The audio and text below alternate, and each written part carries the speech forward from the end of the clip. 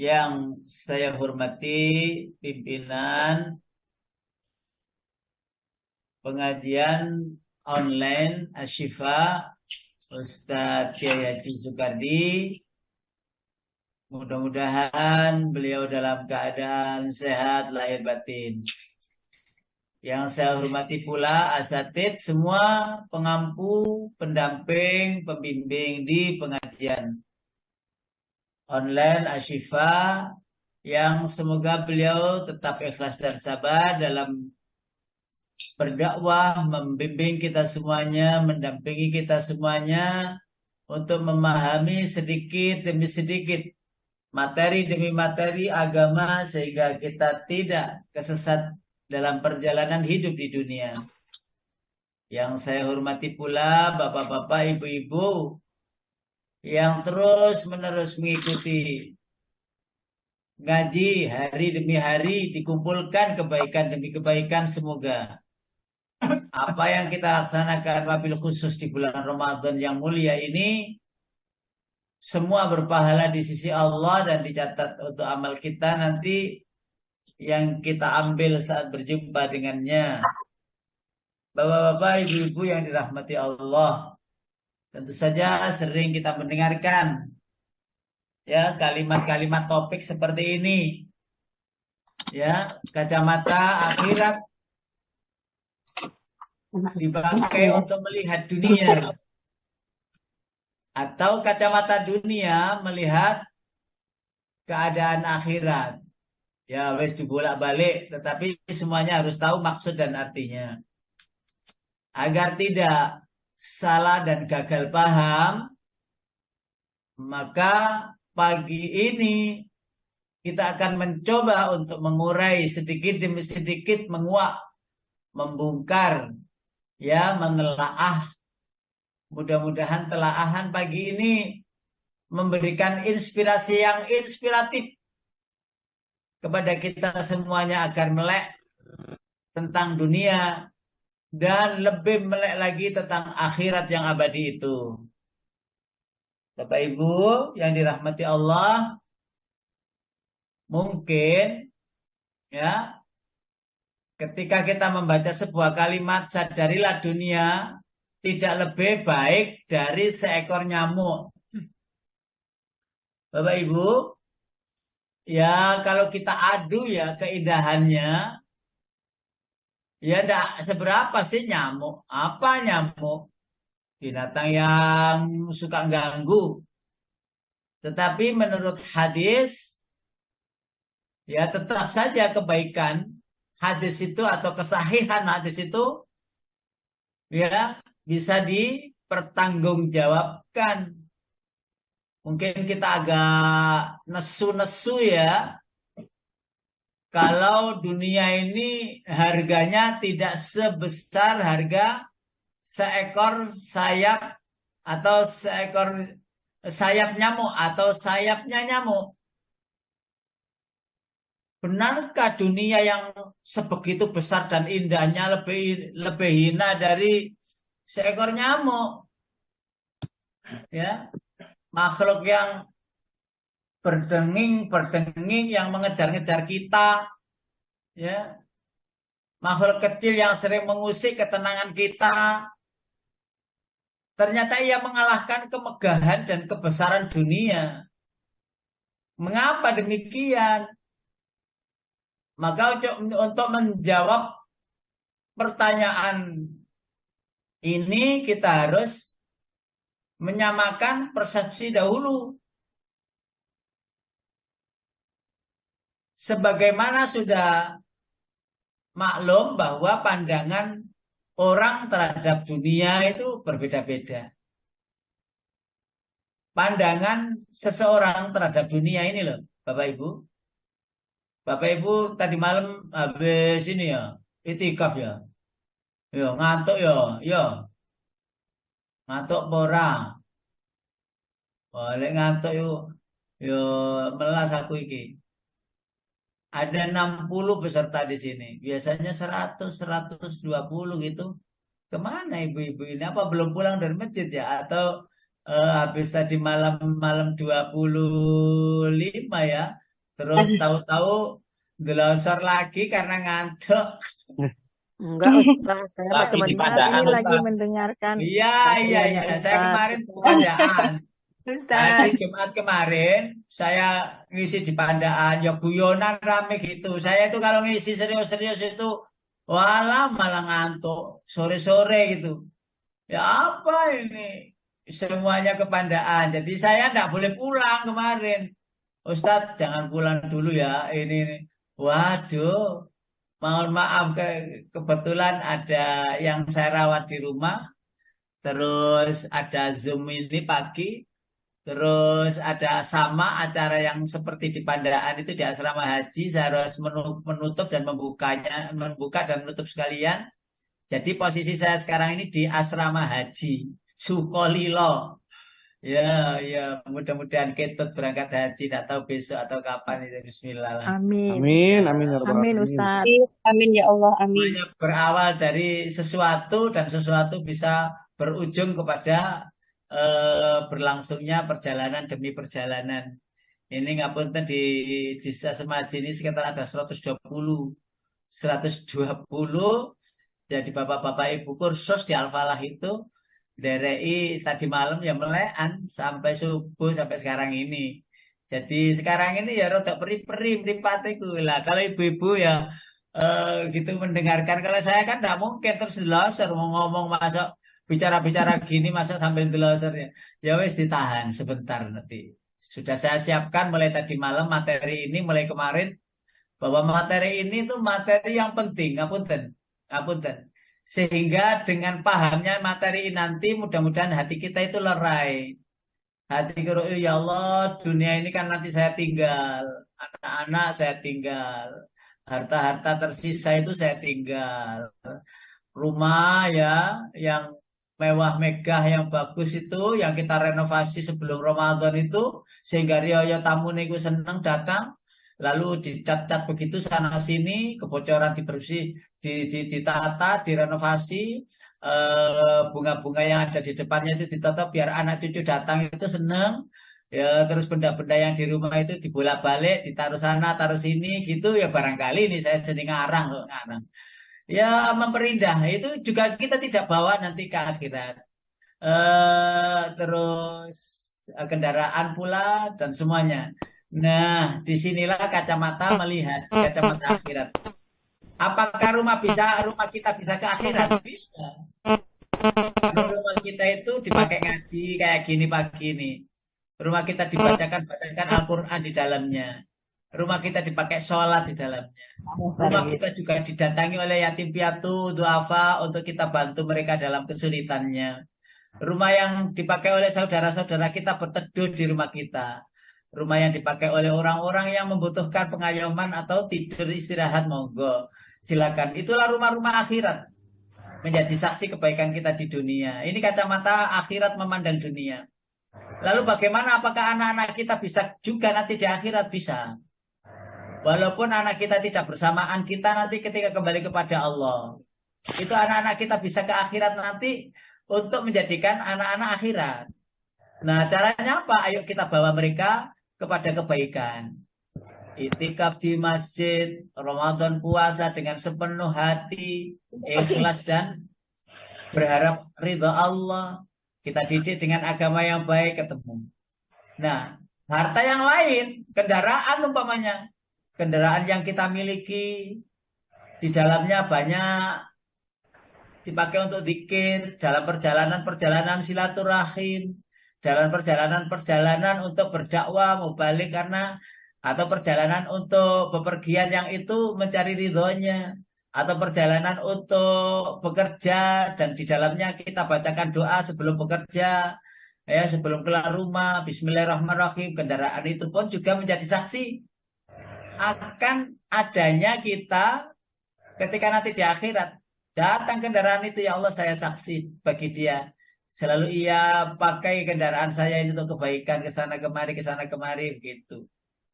Allahu Akbar. Ini kacamata akhirat melihat dunia itu sangat sepele sebenarnya Bapak Ibu. Sepele. Karena rendahnya dunia dan nilainya itulah sehingga tidak ada satupun sebenarnya amal kita di dunia ini yang bisa menjadikan kita itu memasuki indahnya surga. Nah, begitu kacamata akhirat itu melihat dunia ini. Karena itu untuk menjawab persoalan nyamuk tadi kembali ya, bahwa nyamuk itu lebih berharga dari dunia. Sayap ekor nyamuk itu, ngapunten. Kalau kita tidak melihat dengan peralatan yang canggih, kenapa sih Rasulullah sebut bahwa sebagaimana dikutip dalam sebuah hadis itu sering kita dengar. Seandainya kata Rasulullah itu, ingat saya begini hadisnya, laukanatid dunya akbaru indallahi janaha ba'udah ma saqa kafiran syurbata ma'in. Seandainya dunia ini sama nilainya dengan sayap nyamuk di sisi Allah, niscaya ia tidak akan memberikan minuman dari dunia itu kepada orang kafir meskipun hanya seteguk. Masya Allah.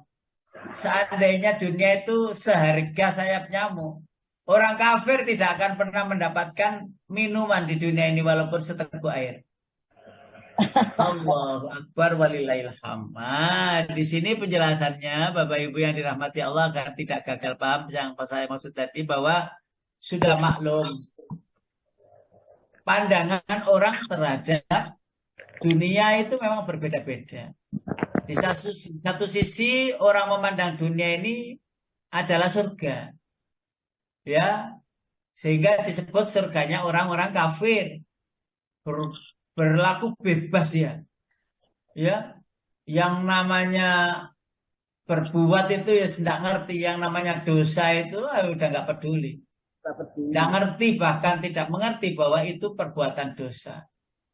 Sehingga mereka merasa bahwa dunia ini ya surga, bebas. Namun di sisi lain orang memandang dunia itu sekedar mampir. Untuk minum, pernah dengar nggih? Mampir ngombe. Ya setelah itu berangkat pergi lagi. Seorang perjalanan musafir ya, dahaga. Lalu mampir di sebuah rumah. Lalu dia minum seteguk air di rumah itu. Seteguk air itu adalah hidup di dunia ini. Sebentar saja. Sebentar saja. Nanti ketika itu terus Allah memanggil kita hadir untuk pulang dengan mengirimkan malaikatnya Israel, yang kita lihat pertama kali malaikat itu adalah Israel. Ya. Jadi orang memandang dunia ini hanya sekedar saja mimpi dalam tidur atau minum dalam perjalanan, seteguk begitu. Nah, perbedaan pandang ini bertolak dari perbedaan cara memahami makna kehidupan dunia itu sendiri. Kenapa orang memandang bahwa dunia itu surga? Kenapa orang memandang dunia itu hanya sekedar saja mampir? Ya rumah yang penting ya bagus tapi untuk ibadah. Itu lah, itu tidak umum gitu itu. Gak apa-apa, rumah sederhana. Itu kan untuk dunia. Gak apa-apa. Kekayaan itu tidak kita miliki. Yang penting cukup. Oh, ini kan di dunia saja. Sudahlah, tidak usah ngoyo dalam mengejar sebuah pekerjaan cita-cita. Ya yang penting lakukanlah untuk ikhtiar. Yang dikejar dengan lari, yang dikejar dengan segera, cepet-cepetan, itu adalah negeri akhirat.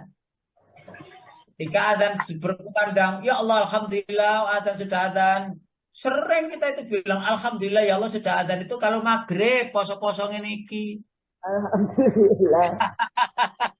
Bukan karena panggilan adzan, tapi panggilan buka, beralih. Oh, apa ini podo karo aku jenengan itu. Podo ya sasune podo. Alhamdulillah maghrib itu lek Ramadan kok coba engko lek Syawal. Walah cepet telak ngono. Ah beda. Allahu Akbar. Walillahil Subhanallah walhamdulillah wala ilaha illallah. Jadi bahagia begitu kalau mendengar adzan itu. Bahagianya itu ya karena ingin meloloskan beberapa teguk air dan makanan kecil untuk menandai adanya buka. Disinilah terus sampai Rasulullah itu mengatakan begini, farhatani lisaim atau lisaim farhatani. Bagi orang yang berpuasa itu dapat dua kebahagiaan. Yang pertama, farhatun lil futur, kebahagiaan ketika berbuka. Yang kedua, kebahagiaan Ya, wa farhatun indaliqa'i rabbih, dan kebahagiaan ketika berjumpa dengan Tuhannya. Masya Allah, gimana ya Allah itu, gimana ya Allah itu. Makanya setiap waktu, setiap saat itu jika hati ini bergantung kepada Allah dan Allah dan Allah, maka segalanya itu menjadi kecil, tak berarti. Tak berarti kalau panjenengan membaca sejarah Sidratul Muntaha, sejarah lapisan-lapisan langit, sejarah tentang apa ini, Lauhil Mahfuz, Arasy Allah, ketinggian cahayanya dan lain sebagainya itu, masya Allah, dunia ini tidak apa-apanya, tidak ada apa-apanya. Terus kita itu menangisi diri ini, ya Allah, pantaskah amal yang tidak seberapa itu engkau gantikan atau engkau tukar dengan dunia, dengan akhirat, dengan surga yang seluas langit dan bumi. Masya Allah, nggak ada ini, nggak ada pantas-pantasnya. Itu nggak ada pantas-pantasnya. Sedangkan dunia ini masih kita gandoli seperti gandoli apa gitu ya, yang sepertinya nggak lepas-lepas gitu. Dan yang kita gandoli utamanya adalah sebenarnya Allah. Karunia-Nya, rahmatnya, kasih sayangnya, perhatiannya, ya, terus kebaikan-kebaikan yang telah diberikannya kepada kita. Allahu Akbar walillahil hamd. Nah, lalu begini, kembali ke kehidupan tadi itu. Yang pertama, mengartikan kehidupan dunia dengan kesenangan. Jadi dia mengatakan bahwa dunia ini surga. Wah, kita harus bersenang-senang, bebas, ya, tidak ada batasan. Kalau dibatasi nanti melanggar HAM. Itu kan karep-karepnya mereka, ini, itu, dan sebagainya. Jadi, tidak mungkin kita membiarkannya. Tidak mungkin kita berlalu begitu saja. Jadi tidaklah kita ini seperti orang yang mencintai sampai Masya Allah. Ya, sebagian lain begitu. Di sisi lain, orang memandang dunia ini adalah kehidupan yang sementara. Sedangkan yang kedua ini mengartikan kehidupan dunia ini sebagai ladang untuk ibadah, untuk amal kita. Masya Allah. Amal kebaikan. Jadi bertolak belakang antara cara memahami makna kehidupan dunia itu sendiri. Yang pertama mengartikan kehidupan dunia dengan kesenangan dan foya-foya. Sedangkan yang kedua mengartikan kehidupan dunia ini ladang amal. Jika yang pertama mereka akan berbuat apa saja demi tercapainya cita-cita tanpa menghormati nilai-nilai kemanusiaan, bahkan dengan menghalalkan segala cara, menipu, ya, bahkan berdusta, memanipulasi, kolusi, korupsi, ya, itu makanan sehari-hari. Bahkan membunuh pun bukanlah barang baru. Mereka menilai inilah sekumpulan orang yang tidak bernurani, ingin menang sendiri, ya, orang yang hatinya mati dan tidak mengenal kasih sayang, yang hanya mempertaruhkan hawa nafsu belaka. Maka yang kedua adalah orang yang berhati lembut, penuh kasih sayang dan bernurani, sehat. Bertolak belakang pemahaman mereka tentang dunia. Terus pokoknya apapun aku lakukan untuk mendapatkannya. Wah, wes. Kalau sudah mata duiten ya bahasanya itu. Setiap gerakan badan itu harus menghasilkan. Duit. Kita memandang bahwa dunia ini satu-satunya. Jadi sudah nggak sehat pikirannya. Sejatinya yang menjadikan nilai dunia itu lebih rendah dari nyamuk bukanlah karena dunia itu lebih jelek dari segi penciptaan daripada nyamuk. Bukan begitu. Guru, Bukan karena itu surat-surat sebab kalau dari sisi ini 20 menitan. dunia jauh lebih bernilai. Apa yang ada di dunia adalah semata-mata karunia dan kenikmatan dari Allah Sang Pencipta agar manusia itu cenderung mencintai, menyenangi kerasan sebagai bahan ujian dan cobaan. Tentu saja ada gunung, ada matahari, lautan, ada bulan, ada bintang, seterusnya. Kenapa itu? Untuk memperindah. Makanya ayatnya berlaku. Ayatnya berlaku. Yaitu pada surat Al-Mul. Surat Al-Mul di sana disebutkan. Walaqad zayyana as-samaa ad-dunya bimasabiha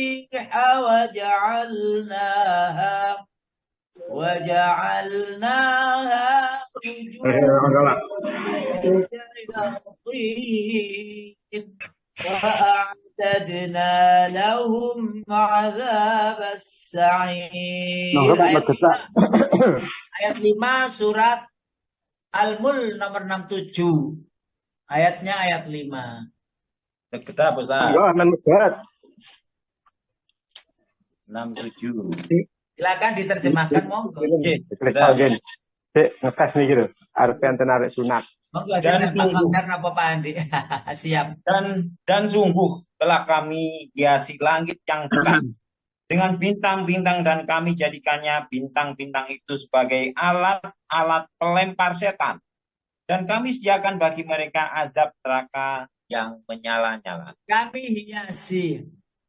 Berarti kan agar indah dilihat. Kami hiasi langit dunia itu dengan bintang-bintang. Jadi penciptaan demi penciptaan. Mulai yang kita lihat ke bawah dari bumi ini. Ya, sampai ke jurang dengan warna-warni yang indah.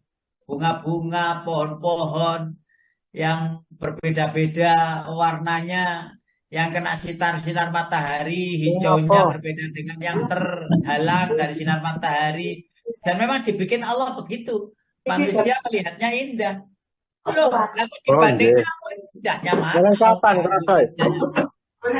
Makhluk yang tidak terlihatnya tidak manfaat. Indahnya di mana? Tetapi yang menjadikan nilai dunia ini lebih rendah dari nyamuk adalah dikarenakan pola dan tingkah laku manusia itu sendiri. Lalu apa hubungannya dengan soal ini? Ya jelas ada hubungannya karena manusia adalah pemakmur dan penanggung jawab bumi. Terlebih-lebih manusia, mayoritas penduduk bumi berjenis manusia pertama sebagaimana diuraikan di atas. Jadi kesimpulannya adalah tingkah laku manusia itu memang menjadikan dunia itu tiada berarti. Ya, manusia sendiri yang menjadikan dunia itu menjadi seperti tujuan utama. Padahal dunia itu tidak lebih dari sekedar harganya itu ya sekedar satu sayap seekor nyamuk. Satu sayap seekor nyamuk. Berarti ada alasan Bapak Ibu. Kenapa ya? Kok Allah melalui Rasulnya menyampaikan bahwa dunia itu tidak lebih dari harganya tidak lebih dari seekor sayap nyamuk. Masya Allah. Apa itu? Panjenengan kalau diulang nyamuk di dalam Al-Quran baudotan, umpamanya ya, di dalam surat Al-Baqarah itu kan begini.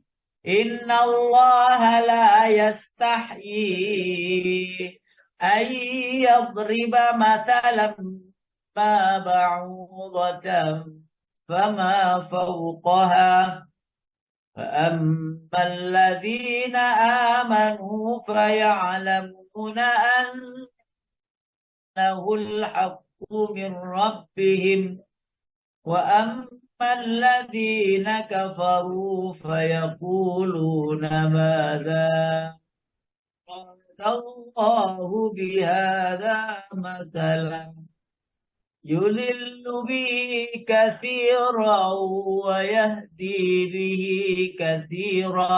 Ayat 25 itu surat Al-Baqarah itu. Wa ma yudillu bihi illal fasiqin. Di hadis ada bahasan ba'udhah nyamuk. Di Quran juga ada bahasan ba'udhah nyamuk. Ayo monggo diterjemahkan. Dan sampaikanlah kabar gembira kepada orang-orang yang beriman dan berbuat kebajikan, bahwa untuk mereka disediakan surga-surga yang mengalir di bawahnya sungai-sungai. Bukan itu, Pak.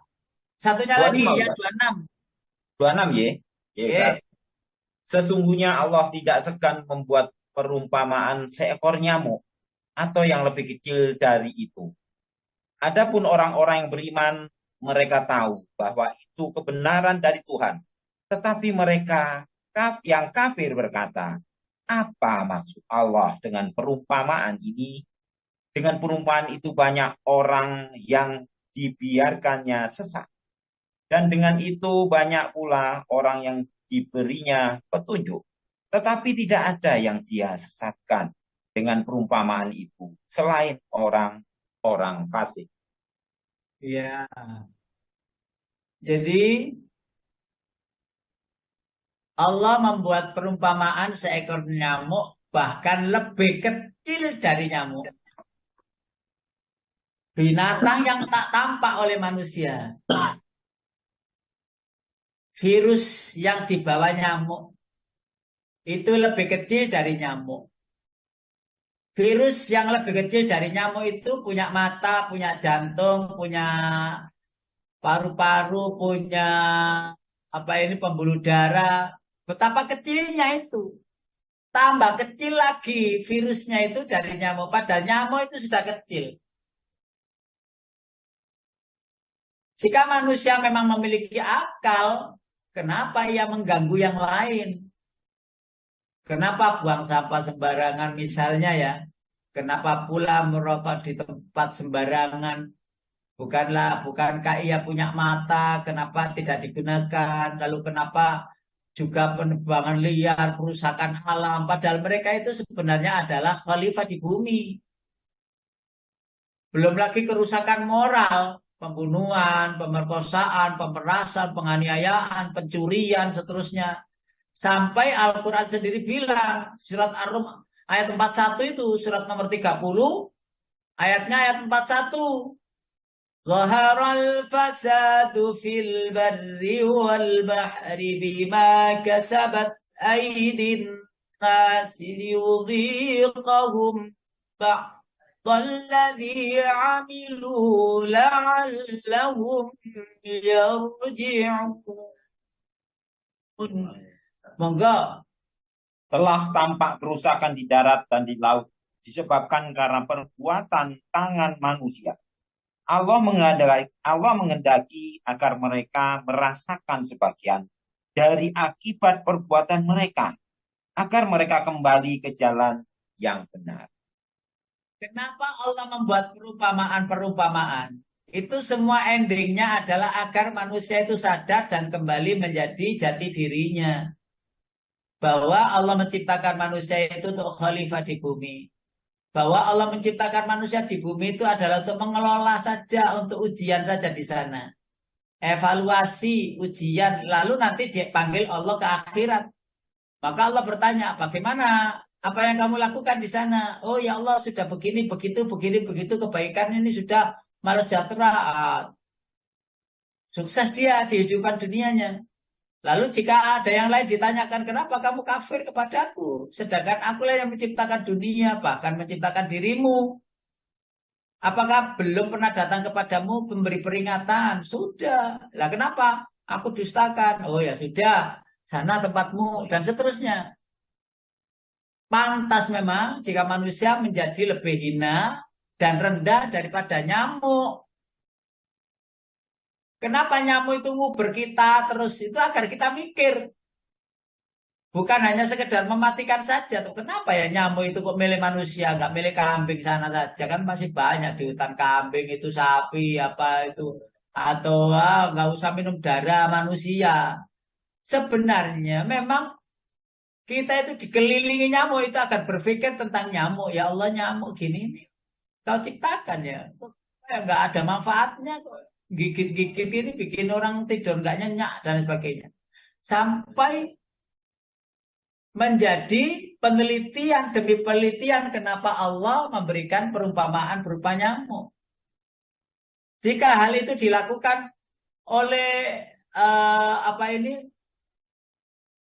binatang yang lain, ya ngerusak itu, ya boleh, ngerusak bumi boleh. Wong dia tidak punya akal. Lah manusia itu dibekali akal sehingga menjadi ilmu pengetahuan. Bahkan manusia itu tidak pakai akalnya. Maka kalau manusia tidak memakai akalnya, tentu saja kan kita sudah sering mendengar ayatnya. Lebih rendah daripada binatang. Oh, dikasih akal kok tidak dipakai. Dipakai pendengaran, penglihatan, bahkan diberi hati oleh Allah. Tapi tidak dipakai. Maka berlakulah surat yang lain. Yaitu yang ada pada surat Al-A'raf. Surat nomor 7 ayat 179. Surat nomor 7 ayat 179. Walaqad dzara'na li jahannama katsiran minal jinni wal ins. Lahum qulubun la yafqahuna biha. Walahum a'yunun la yubsiruna biha. ولهم آذان لا يسمعون بها أولئك كالأنعام بل هم أضل أولئك هم الغافلون. Dan sungguh akan kami isi neraka jahanam banyak dari kalangan jin dan manusia. Mereka memiliki hati, tetapi tidak dipergunakannya untuk memahami ayat-ayat Allah, dan mereka memiliki mata, tetapi tidak dipergunakan untuk melihat tanda-tanda kekuasaan Allah. Dan mereka mempunyai telinga, tetapi tidak dipergunakan untuk mendengarkan ayat-ayat Allah. Mereka seperti hewan ternak, bahkan lebih sesat lagi. Mereka itulah orang-orang yang lengah. Allahu Akbar walillahil hamd. Bapak Ibu yang dirahmati Allah, ya. Karena itu keindahannya dikalahkan oleh seekor nyamuk. Keindahan dunia dikalahkan oleh seekor nyamuk. Keindahan dunia tidak seberapa dengan seekor nyamuk jika dibandingkan dengan ayat tadi. Ini kacamata akhirat ya, melihatnya. Jadi ternyata seekor nyamuk yang sayapnya itu apabila kita teliti, kita lihat seksama, maka betapa sayapnya itu luar biasa. Sayapnya nyamuk itu luar biasa. Dari urat-uratnya, dari kekuatannya, bahkan bisa berbunyi, berdenging, dan lain sebagainya. Bahkan ada yang nggak berdenging, tahu-tahu sudah nempel di kulit kita dan gemuk karena menghisap. Tidak terasa. Kadang-kadang nyamuk itu kecil terlihatnya. Ada yang besar gitu. Ada yang berbintik-bintik. Semuanya itu kalau diteliti, diamati betapa Allah itu maha mulia. Menciptakan yang kecil sampai tak terlihat itu bisa. Apalagi menciptakan yang besar. Allahu Akbar. Bagi pecinta dunia, ia dianggap sebagai surga. Bagi dunia ini orang-orang yang mencintainya, surga. Surga bagi mereka untuk foya-foya maksudnya. Bukan surga untuk keabadian. Bagi pencinta akhirat, ia menganggap mampir minum saja. Mengapa demikian? Karena tidak ada kecintaan yang lebih daripada kita cinta kepada Allah. Mengapa dunia itu menjadi sesuatu yang lebih? Ya karena kecintaan berlebih pada dunia. Sehingga saya harus nyaman, enak hidup di dunia ini, tidak mau sorot dan lain sebagainya. Kalau bisa duduk-duduk, uang sudah datang. Kalau bisa tidak usah bekerja keras, tapi banyak mendapatkan. Disitulah dunia. Terus yang paling fatal itu yang sering kita dengar juga adalah takut dengan kematian. Yang lucu itu apa? Kita itu akan dipindah kepada tempat yang lebih baik. Tidak mau. Kenapa? Karena cinta dunia dan takut mati. Nah, tingkah laku manusia jika tidak ada keimanan di dalam dadanya, iman yang akan mengikat batin manusia dengan Sang Pencipta, membuat hidupnya serasi seimbang antara tampilan luar dan dalamnya. Bekal iman itulah yang bisa menyatukan fisik dan psikisnya, rohani dan jasmaninya disatukan. Sehingga enak gitu, tingkah lakunya enak, omongnya enak, gestur tubuhnya juga menandakan orang yang jujur, yang ikhlas, yang baik. Match, satu gitu loh. Ya, sehingga membuat hidup itu serasi seimbang tampilan luar dan dalam. Jadi senyumannya yang ada di bibir itu adalah senyuman yang ada di rohaninya. Jadi tidak kamuflase, bunglon gitu. Lah luarnya itu ya baik-baik itu, dalamnya itu sebenarnya beda. Manakala hati kosong dari cahaya ilahi, manusia menjadi tidak terkendali.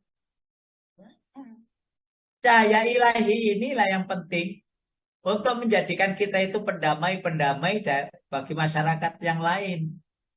Sebab tidak ada pengikat antara dirinya dan Tuhannya.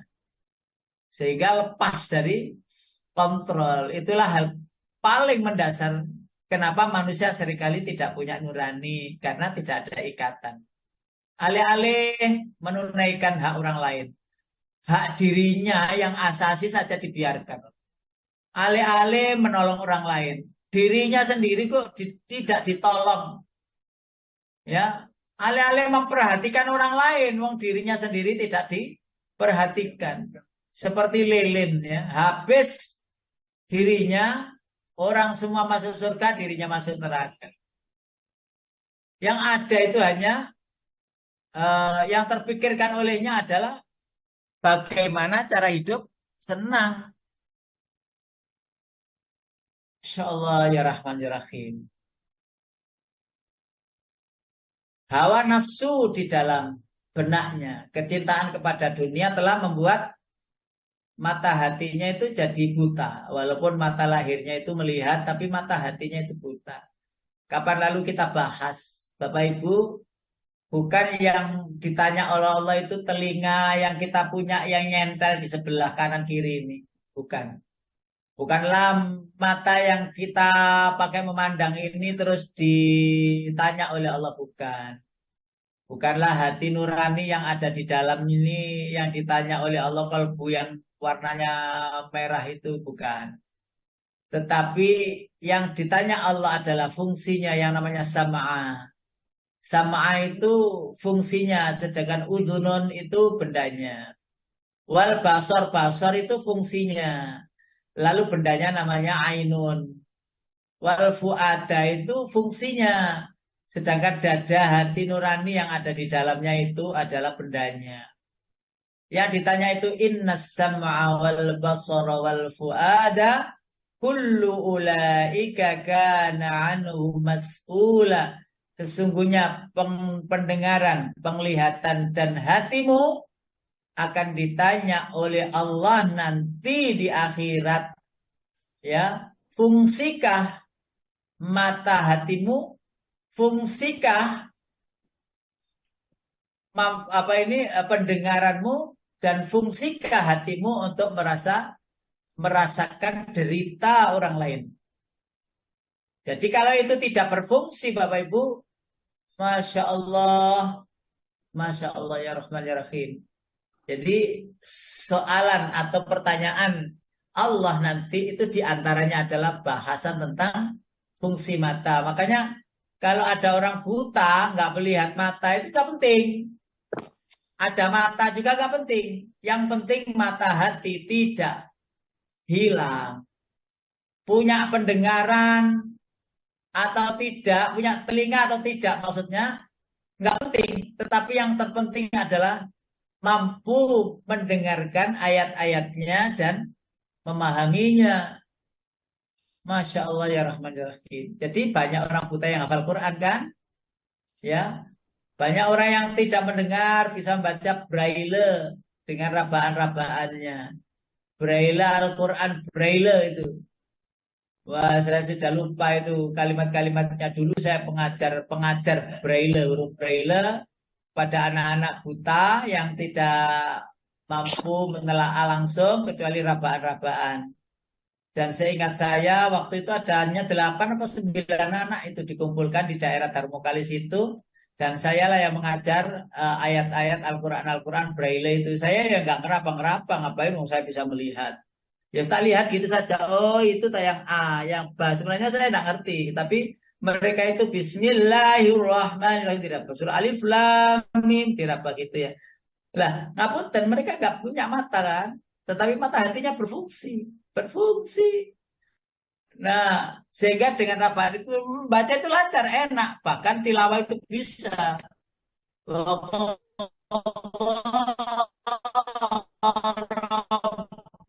Bukan la ta'budu illa iya. Ditirukan itu dengan membawa Quran. Di antara yang lain tidak pakai Quran, pakai pendengarannya dan langsung hafal.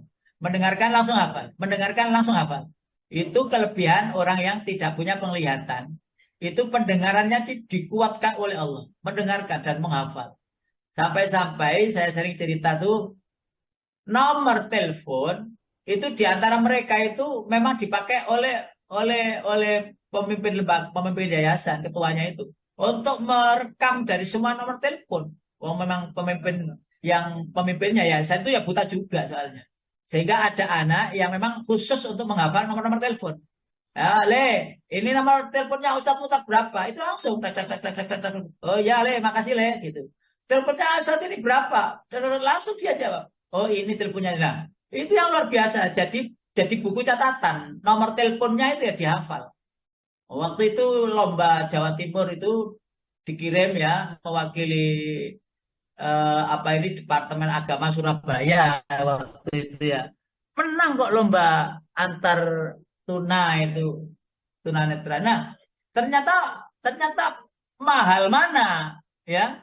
Pantas mana yang mendapatkan kasih sayang Allah? Mereka yang buta dan menghafal Quran itu apakah yang tidak buta yang menghafal Quran? Sama-sama menghafal Quran, yang satu buta, yang satu melek. Mana sebenarnya yang lebih luar biasa itu tak punya mata atau tak bisa memandang. Tetapi memandang surga Allah itu sangat jelas sekali. Memandang hidayahnya sangat jelas sekali.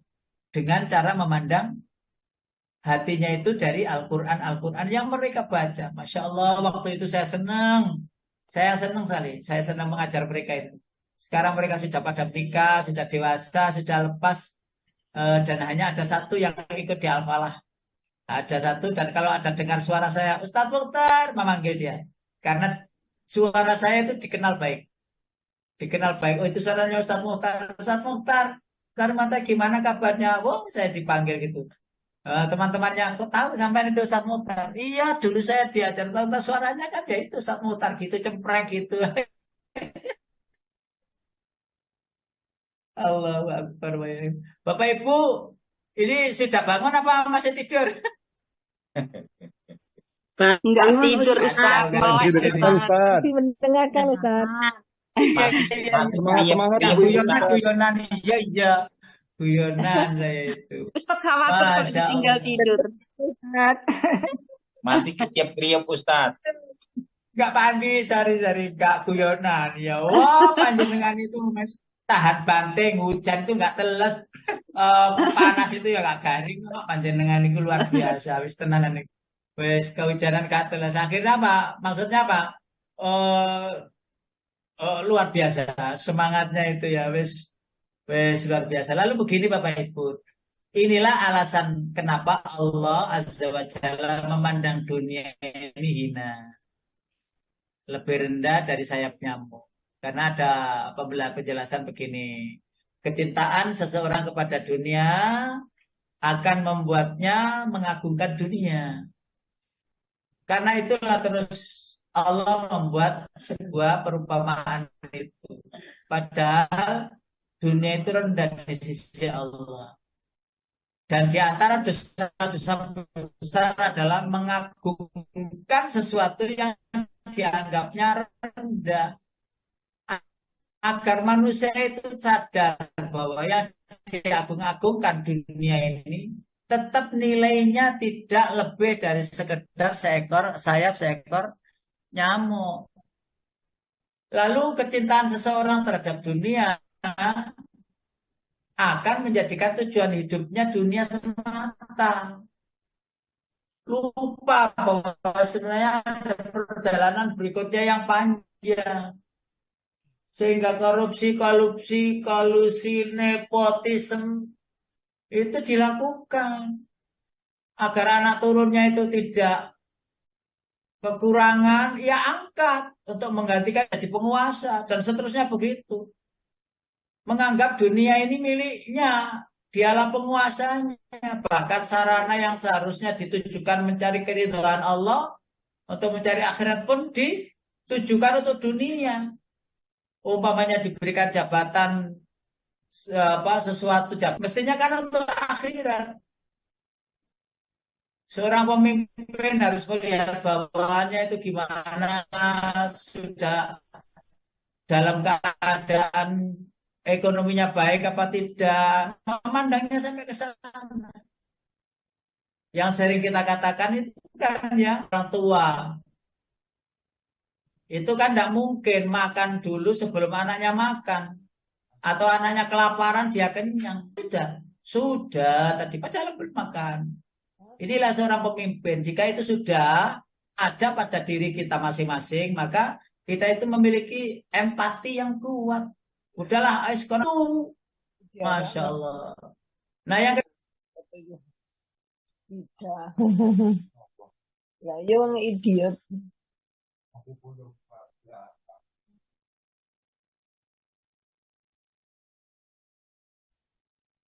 Pak putus Ustaz. Fokus Ustadz. Sinyalnya kali Bu. Nje. Mungkin ya Pak Hedi. Iya, tadi apa namanya agak sedikit Langsung. putus-putus. Iya, langsung hilang. yang stabil internetnya karena di dalam ruangan. Baik, kita lanjutkan. Dan yang terakhir, kecintaan kepada dunia juga akan menjadikan seseorang terlalu bergantung pada dunia. Padahal seberat-berat siksa adalah karena salah mencintai. Karena itu Allah menyiapkan segala sesuatunya untuk manusia yang beriman di akhirat. Disiapkan semaksimal mungkin, seindah mungkin, dan diberitahukan berulang-ulang bahwa dunia itu transit sementara untuk mencari kebahagiaan akhirat. Saya kembalikan ke Pak Hedi, monggo Pak Hedi, itu yang bisa saya sampaikan. Mudah-mudahan bermanfaat. Ramadan mulia, mudah-mudahan akhir Ramadan kita mendapati kefitrian diri, kesucian diri, dan predikat takwa kepada Allah akan kita dapatkan. Amin. Demikian, Amin. monggo. Amin. Jazakallah khairan kathiran Ustaz Muhtar.